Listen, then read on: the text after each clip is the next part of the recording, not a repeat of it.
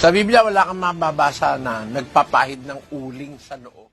Inimbento nila na yung abo, pinalitan nila ng uling. Kasi pagka-abo nga, hindi mananatili doon. Ano?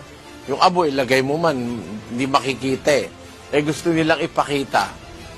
Yun ang pagsisising ipinapakita ng tao na nilalagyan ng uling.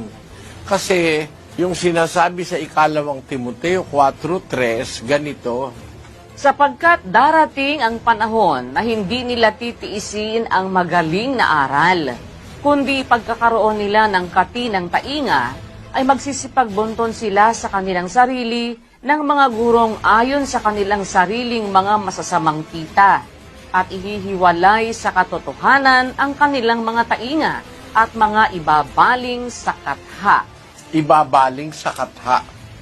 Katha na lang. Ibig sabihin ng katha, imbento. Hindi utos ng Diyos, inisip lang nila yon. Utos lang ng tao yon, kapatid. Yung pagpapahid ng uling sa noo.